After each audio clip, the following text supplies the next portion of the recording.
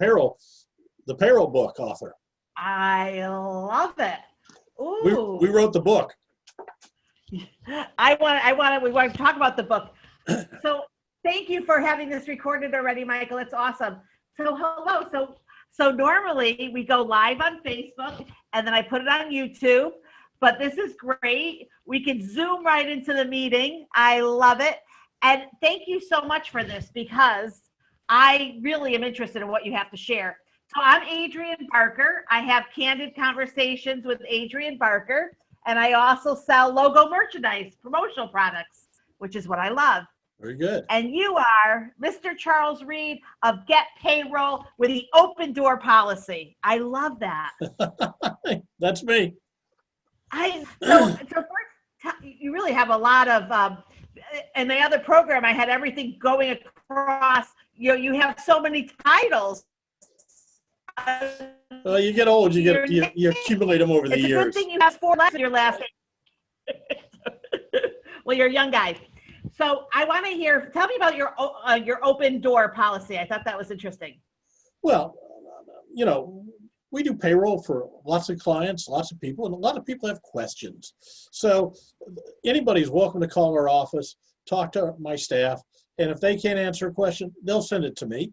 I'll pick up the phone, I'll talk to you. I mean, I like people. I like to talk to people. You got a problem? I'm a problem solver. So if I can solve your problem off the cuff, we do it at no charge. We just do it as a public service. If I'm going to have to go do research or something, I'll quote your price. But normally with my experience, I can usually answer them off the cuff. So. How long have you been in the payroll business? How long has it been for, 1991 is when we started the company. I've been around payroll for, 50 years. So we've seen it change and change and change. But the company started in 91.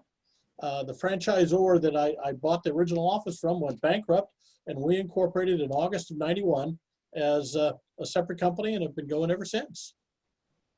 It's interesting. So I grew up in a family business, and I remember payroll, my parents, before some of the, the other names out there. My mom would do it all herself, and the amount of time, just one person could take so much time to make sure and get all their calculations correctly.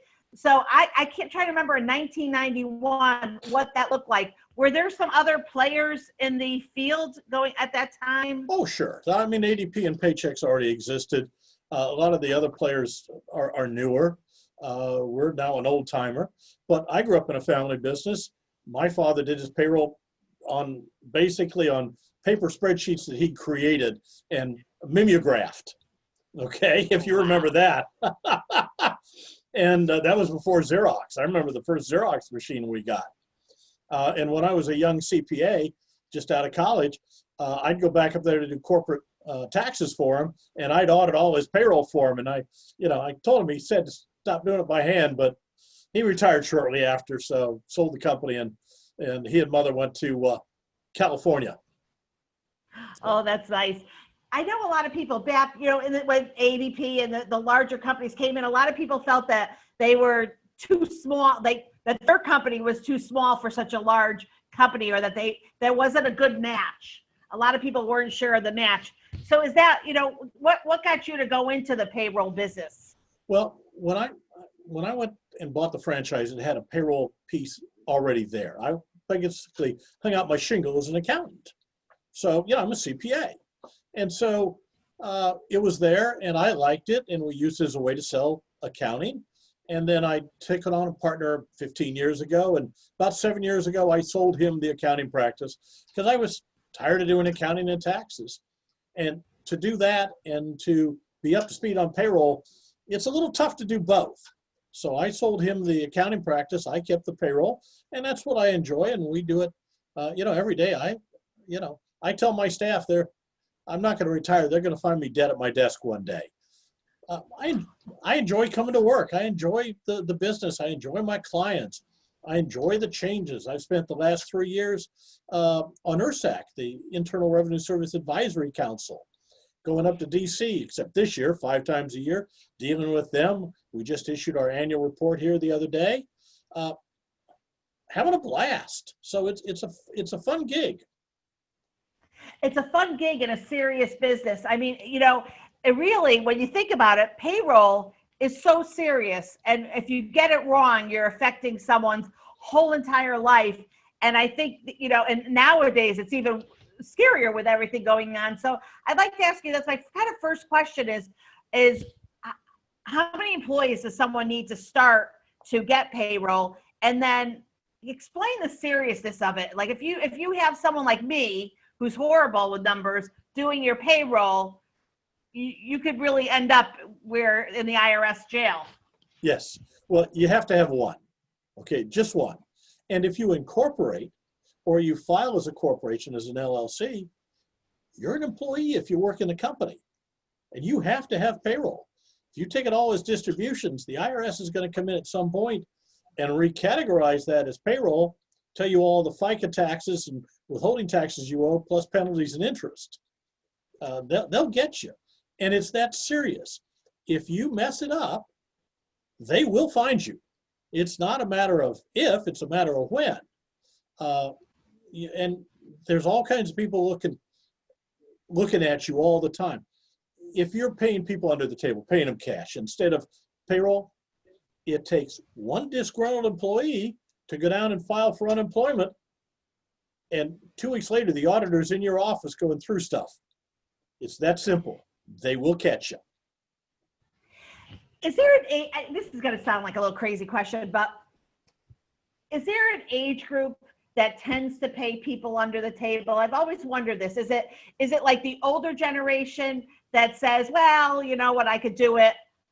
Or do you see it a lot with the millennials and the new people coming into business? I'll tell you where I see it most.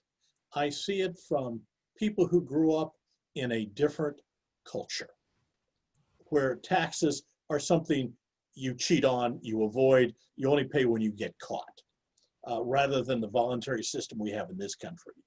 And then the next place is younger people, entrepreneurs that are just starting out. It's too much effort, it's too much trouble. I'll just pay the guy $20 an hour for the development, or I need somebody for the day, so I'll just pay him $100, and they don't bother. They don't understand that if you hire somebody for 1 second, they're on payroll, and you got to report it, and you got to file it, and you got to pay it. It's not like a 1099, or if it's under $600, you don't have to pay it. You don't have to record it. You don't have to file. You don't have to send it in. You just pay the person, and as long as they're under $600 for the year, you're not required to report it. But with payroll, if you pay them 10 cents, if you pay them a penny, actually, you have to report it, you have to file it, you have to deposit it, you have to do W-2s, 941s, 940s, state unemployment, state revenue. You have to have all the numbers, all the filing. You got to do it right. You don't have a choice. You got to do it right. You really do. So now I had a situation where I opened up my dad's fifth art gallery, and I use the accounting program that is the retail stores often use. And I found out that I didn't check the social security number to really make sure. So even though I was given a social security number, I didn't check the number on the card to make sure it matches. Sure. How serious is that? It's not very serious for you. As long as you withheld and paid them under what you thought was the correct social security number, the worst that's going to happen is they're going to correct the number and move the account. You're not in trouble. They'll come to you and say, this number doesn't match, and you need to figure out what it is, and you go to the employee, and if they won't give you the information, well, you may have to terminate them. But you're not in trouble because you've collected it and paid it on the wages that you paid. That's the important thing. Now, if you don't pay it, then you got problems. So the wrong number is not a big deal. Okay. And then, so does your system also allow for the W-2s, the I-9s and all of that? Absolutely. These are all things that you have to do payroll. When you hire somebody, you need a W-4, and they just changed this year into a whole new form, and it's not near as easy. It's not near as easy. Yeah, it's crazy, the new form, and it's very complicated, and a lot of people don't know how to use it and won't use it right. Then besides the W-4, you have to have them fill out an I-9. That's to guarantee that they're legally entitled to work in the U.S. So you have to have those, you file those, and then you have to have numbers from the state for your state withholding and your state unemployment, maybe 2 different numbers, maybe 1. Then you have to have your federal number, and depending on the locale, you may need local numbers. For instance, if you're in Philadelphia, you have to pay withholding tax to the Philadelphia School District. In Indianapolis, the city of Indianapolis, New York City, Kansas City, Aurora, a bunch of cities and localities. If you're in Pennsylvania or Ohio, the local taxes are insane and crazy. Pennsylvania used to have 52 different local authorities. They're down to 4, but it's just not worth trying to do yourself. I promise you. I agree with you. I have another question for you. So the W-4 or the W-2 that you fill out. Well, the W-4 is what the employee fills out to say, this is how much this is my withholding status, which determines how much you withhold from the employee's paycheck. They determine that. You don't. They tell you how many deductions. It's not the same way as it used to be, how many exemptions, but they tell you what goes into how much you're going to withhold from their check according to the charts that the IRS issues. The idea is that at the end of the year, they shouldn't know anything and they shouldn't have anything coming back. It's supposed to match up. It's so confusing though, and I had an opportunity to work for the United States Census because I wanted to knock on doors and do my part. And that's the first time I really saw the form because I've been a 1099 employee, and I'm like, where's the little backup? But I noticed that the whole thing was about like if you have a second job and I mean the whole thing was so confusing to me. I didn't even realize that there was a new form. Yeah, it went into effect January 1 of this year. We talked with the IRS. ERSAC is not really happy with it. It really doesn't do the job very well. It's very confusing. The trick is to use their online portal that steps you through everything and answers all the questions and basically spits one out at the end. And that's Really? The best way to do it. Okay, so it would be nice if the United States, actually the federal government, the U.S. Census, didn't really, that wasn't part of the process. So it's brand new and people are getting used to it, and a lot of people don't know about the online piece. It's not an online W-4, but it's their explanation, all the answers, and you go through and you check everything off. Do you have a second job? How much money do you make? Do you have more dependents? Is your wife working? Is your husband working? What do they make? What do they withhold? Do you want extra withholding? Do you have retirement? Do you have investments? Do you have a home that has mortgage interest? All these things go in together to try and make it as exact as possible because they want to collect everything that's due. Believe me, the IRS does, but they really don't want to collect anything extra.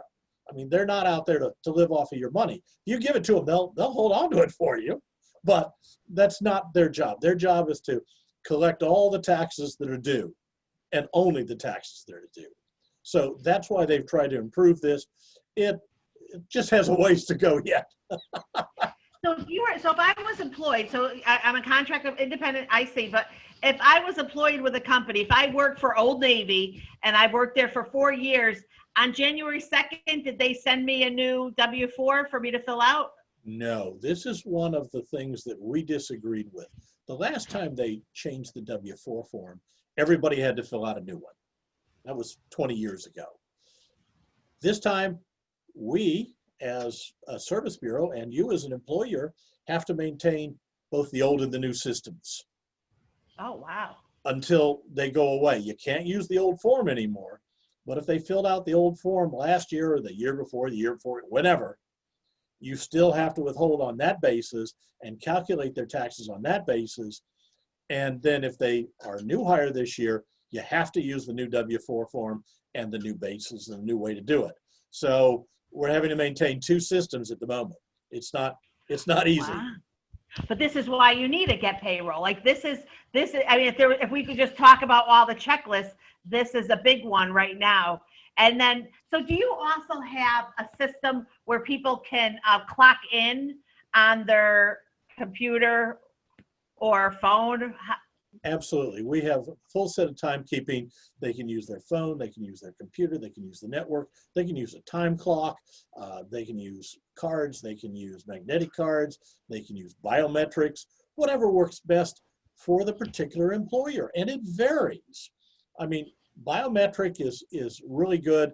I was pitching a biometric clock to a client of mine. And she said, oh, we don't need that. You know, we don't need that. And I said, Joanne, let's do this. Let's put a little camera up because the clock was in a back corridor. And let's watch the clock for a week and see what happens. At the end of the week, she fired 3 people for buddy punching. They were punching other people in or out. Yeah, fired 3 people out of 100.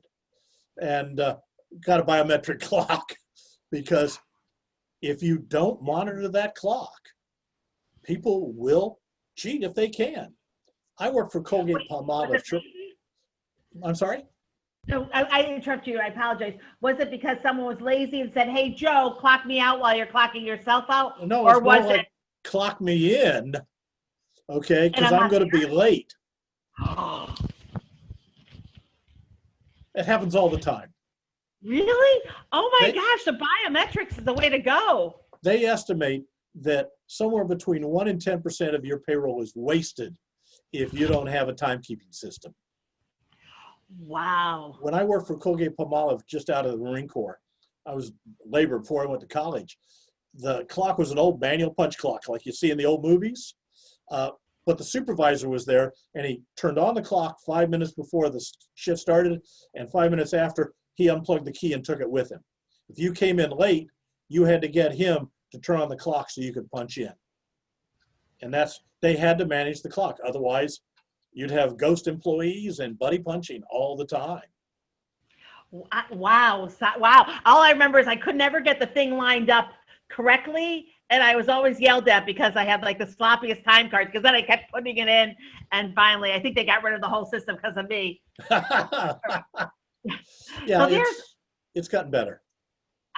I didn't realize that people try to, I found when I was, helping with doing like time cards and stuff, that employees are very much to the minute.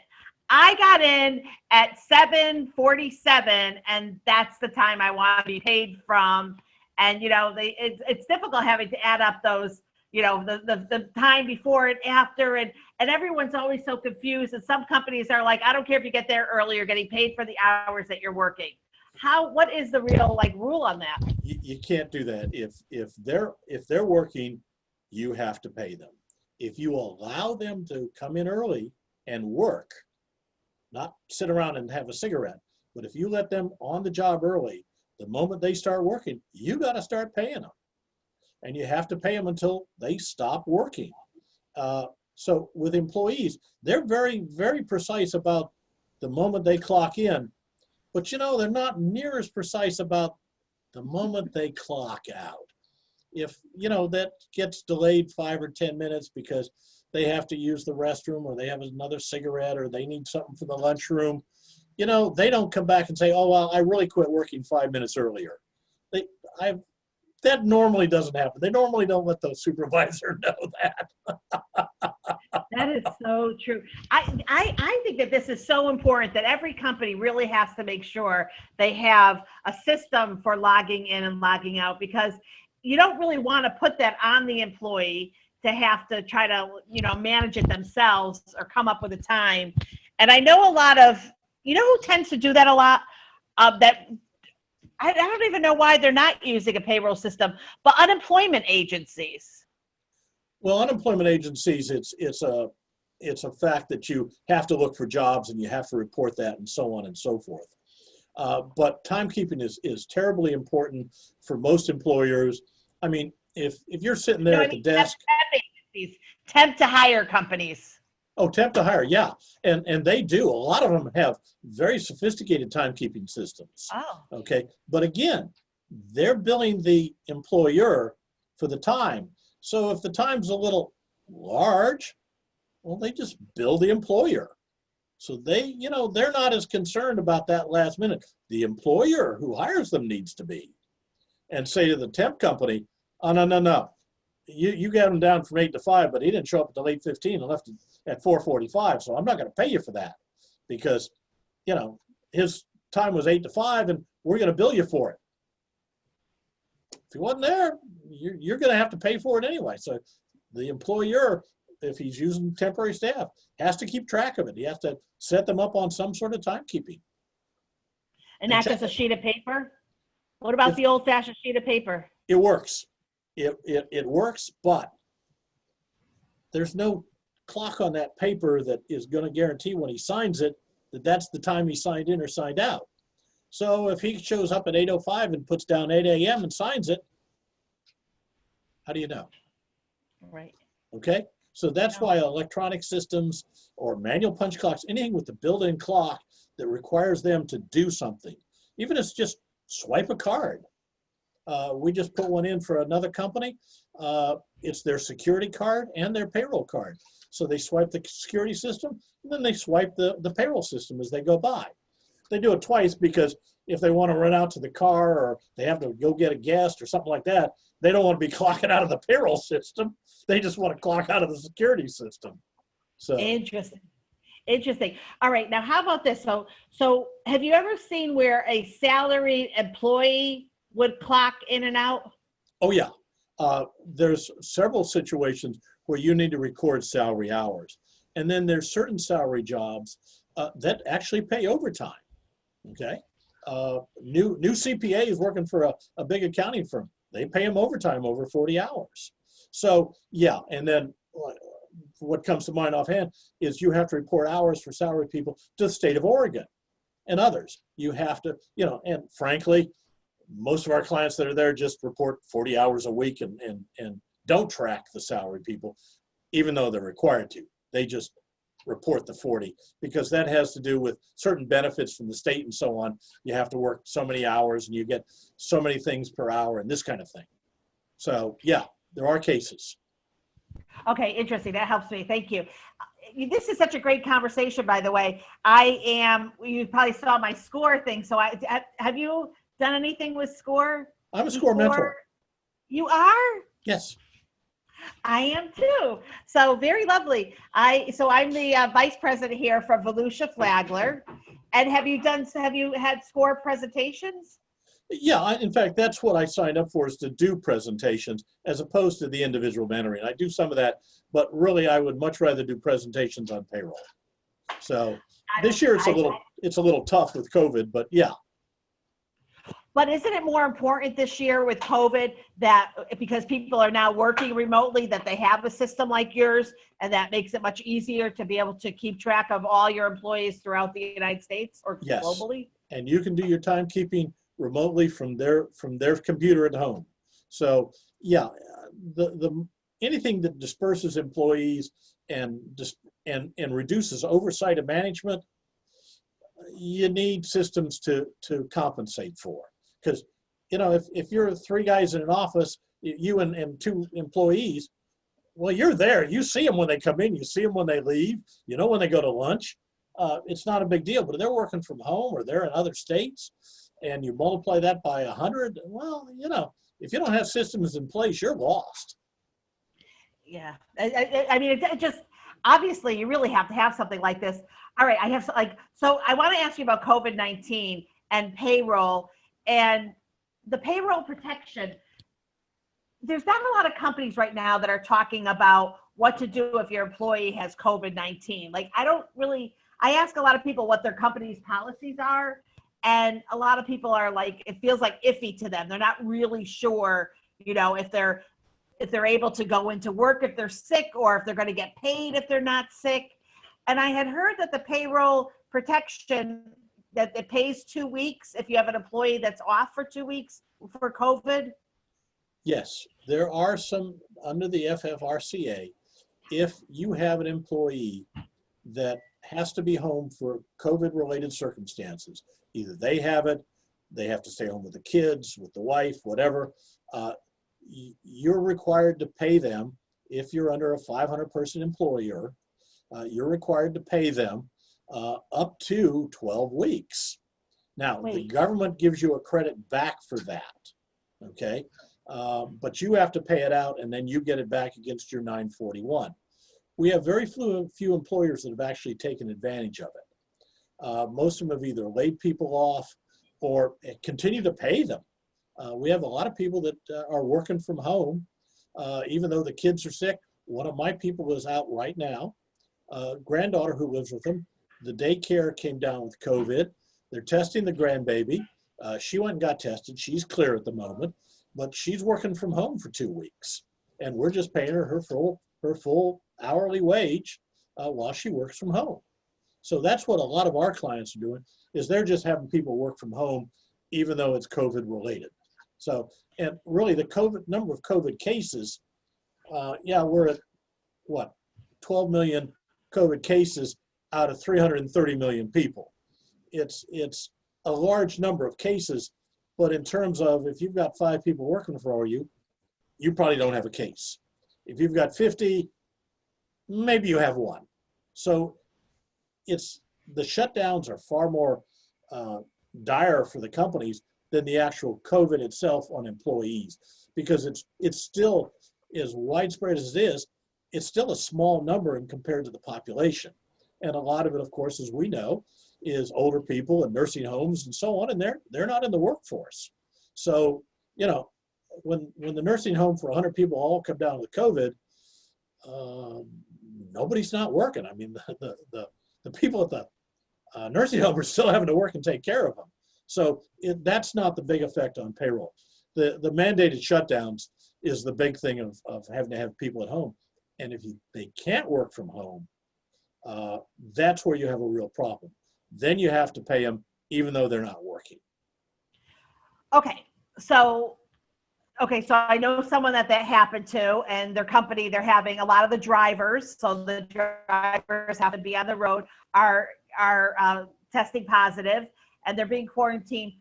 But let me make sure I understand this. So is this across the board for every company that has 500 or less, or they have to be part of something? It is, unless you file for an exemption. Okay, if you can't do it, if it's going to break you to do it, they'll let you off the hook. Okay, not many companies are doing it. We have probably, out of our maybe a 0.5% of our clients have actually done it. Okay, it's not that big of a thing for our clientele to do. But yeah, you have to do it, and it's 12 weeks. It's basically family medical leave applied to COVID. So if you're sick or the family's sick for COVID, you have to give them FMLA, but you get to take that as a credit against your other taxes. All right, so you're saying if they can't afford it at the time, because they're going to get it at the back, but if that day, that time, they can't afford, so then the employee is told that they have to quarantine without getting paid. Well, they don't pay them and they go get their unemployment. Okay. So that's the other step. See, earlier on, until the end of August, when you were getting that extra $600 a week from the feds on top of your state unemployment, there are a lot of people who'd rather take the unemployment than work. So fire me, please, so I can I can get paid $50,000 a year for not working. It was a farce. It makes sense to me. I said that right away. I'm like, wait a second, nobody's going to want to go back to work. And we're in Florida, the lowest minimum wage that you could go. So I don't know. It didn't make sense to me. But what bothers me right now is hearing someone say, well, my company, I have to come in.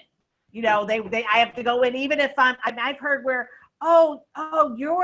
your spouse is positive, well, you still could come in. You probably don't have it anyways. Wait, what? That's not good business. Okay. And I people who do that, there's all kinds of business people, good, bad, and indifferent. And those people fall into the bad category. I'm sorry. They shouldn't be doing that kind of thing.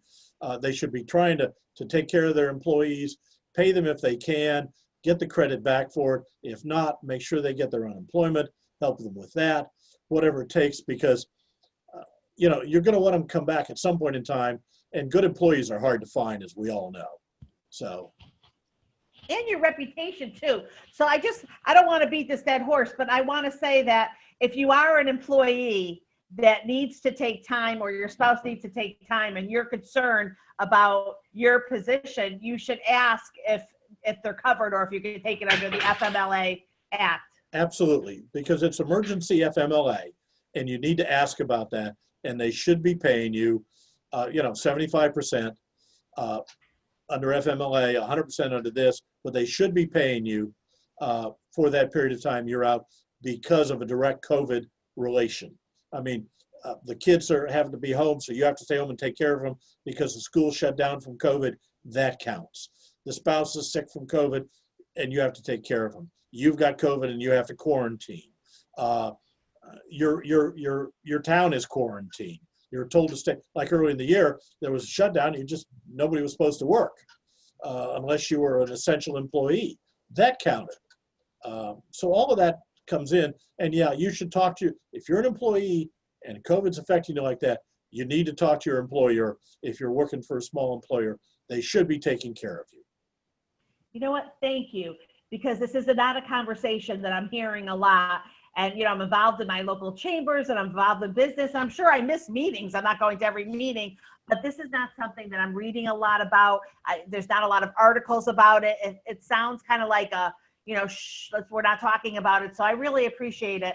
You kind of like bring it to the forefront, because I just have friends and family that I hear the same thing, that, there's a concern, or you have to, we want to see, I know what the thing is. If you're, let's just say that I work with someone who tested, my wife worked with someone who tested positive.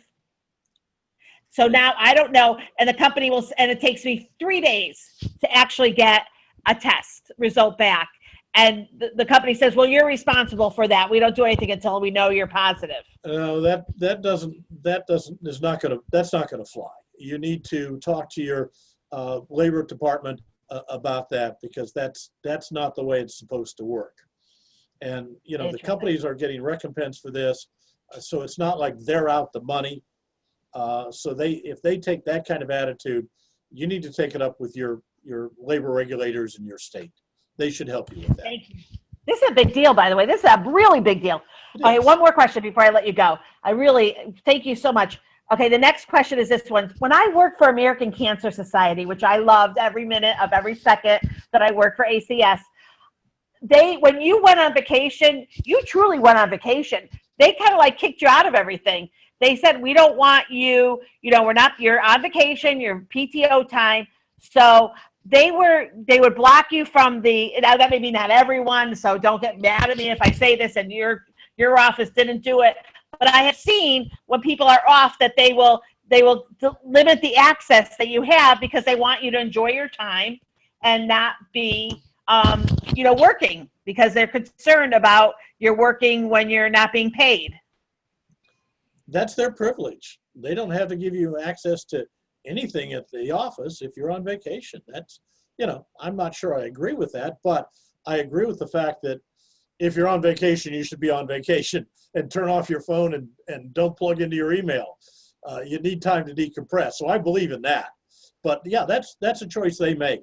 I wish I could do it to myself. I know, when you grow up in business, you tend to, they were surprised with me because I'm always using email, but I used to work for Muscular Dystrophy Association, and there was a woman that would come in, and she worked for the larger umbrella nonprofit charities that would give money, and she would always be on a trip, and she was always tan, and she had all these times, she would go away, but she only went away for like a long weekend, and she got sick, and she was out for 2 weeks. And they found out that she was embezzling hundreds of thousands of dollars. And I'll never forget, the executive director said to me, we learned a big lesson, Adrienne, that you have to have your employees take a full week off. You Absolutely. have to do it, because that's the only way you sometimes can catch if something is going on. They're absolutely right. I had, in one of the nonprofits I was the treasurer at, we had an embezzlement from the executive director. and we had in one of our members was the ex-deputy director of the FBI, and he brought in an old friend who was a bank fraud examiner and had done 35 years of bank fraud. And he got her to confess in about 15 minutes. And I talked to him about it, and I said, Dave, talk to me about this. He says, nobody ever goes in to the bank and with the intention of embezzling money. It just happens. One day they borrow $10 for lunch and then pay it back. Nobody says anything.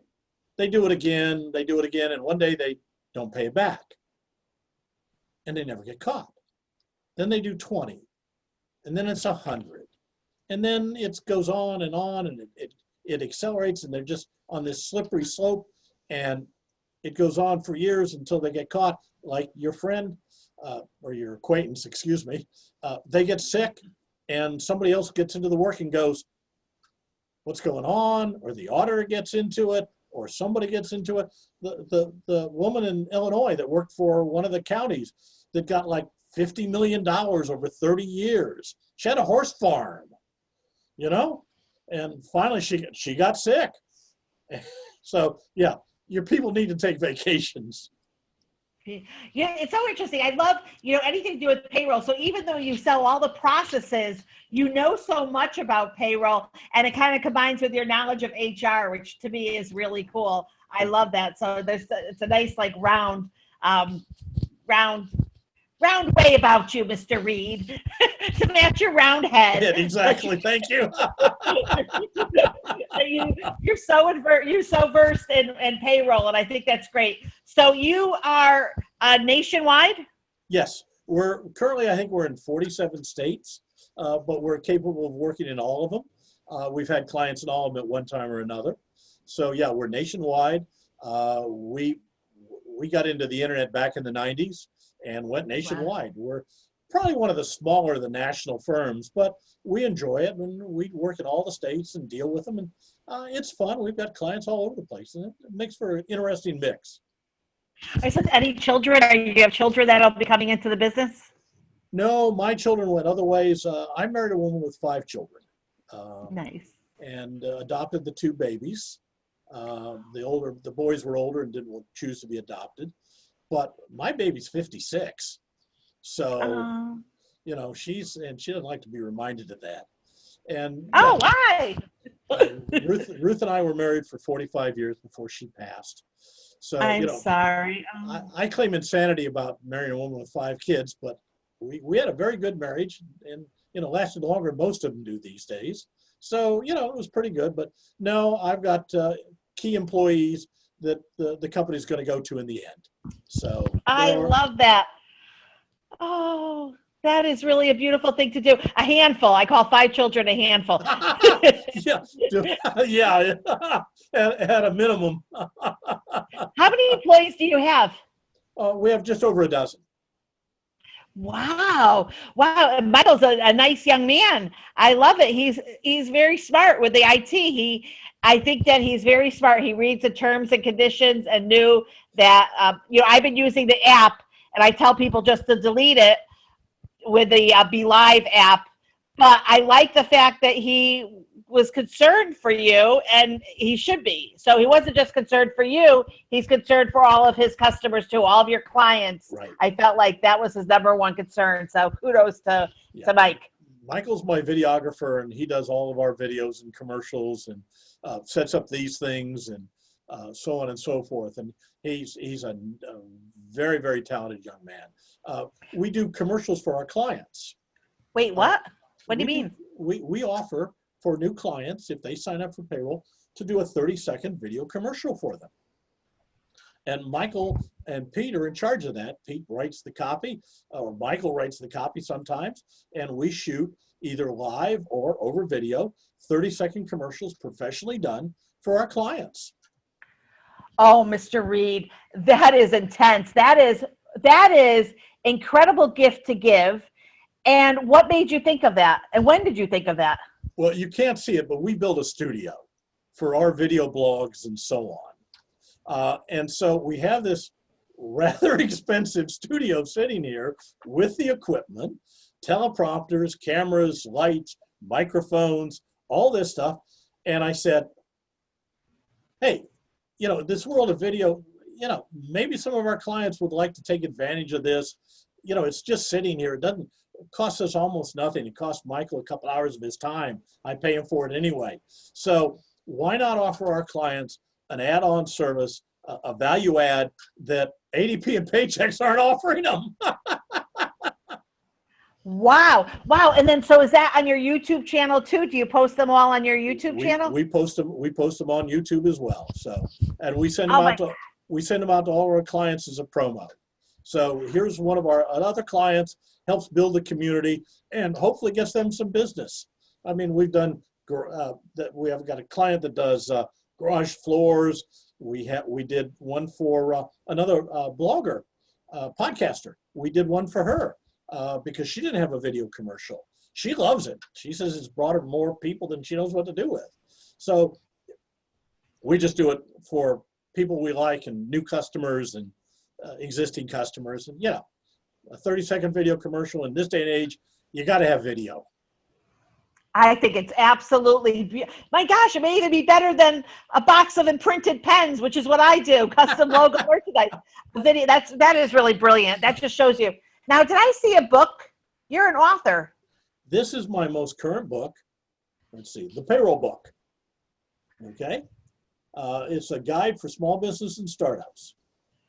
And what's in it? Is it just, I feel like it's going to be little words. It's 30 years of experience distilled into 85,000 words. Holy. It's designed for small businesses, how you start out, what kind of entity you choose, who's an employee, who's a contractor, how do you calculate time, how do you pay them, how do you file, how do you make your deposits, what happens when the IRS makes a mistake and sends you a bill for thousands of dollars that you don't owe, how do you do a handbook, what's a PEO, on and on and on. 85,000 words of what you need to know as a business person about payroll. That is, you know what? I just want to make a little plug for your book. If you are a parent who has a child, like I say, who wants to be an entrepreneur, I recommend this book. That's important. Like often you think, well, but this is a gift. This is a time now. And you know what? We're all talking about entrepreneurs and entrepreneurship and Mr. Reed and I love SCORE. That's really what it's about. So oh my gosh, this is great. I'm excited I'm so excited that we met and we have a SCORE relationship together. SCORE is amazing. By the way, with SCORE now, if we have you come back and do a workshop for our SCORE, it's publicized nationally now. Good. So I don't know if you know that. So SCORE Volusia Flagler would like to have you host you for your presentation, and we would like to do that soon because I think that what we spoke about is very important. And though I'll have it on my own with my personal connections, SCORE is quite different. So if we can maybe talk about that afterwards, I would love to do it. Absolutely. Unless your local office wants to do it, but we're happy to host you. My pleasure. This is great. Thank you so much for your time. I feel like I could talk to you for days. You're such a nice man. And tell your daughter, I'm 58, and look how young I look. Bravo. And my parents were married just about 70 years, and my father lost his wife. My mom passed away just 2 months before their 70th, and he really couldn't understand. He had a hard time. But he worked till the day he was in the hospital. He had 5 art galleries, and he owns a museum, and he was a very hardworking man. And, my mom was the one that played with the money, and she understood the money and payroll. And she, you know what, they amazingly enough, they have the same treasurer for years. But I remember the day that my mom, when they finally got the payroll system. But you know what, forget the big guys. Go with a family-owned business, the man that's been doing this for years, who could do a video for you, and he may even throw in the book. You ever throw in the book? Is the book yeah, I do. Nice. They do me no good sitting in the next office. That's awesome. You're awesome. We have a nice website too, by the way, GetPayroll. Very nice. So I can't wait. So make sure I get a copy of this recording quickly so I can put it up.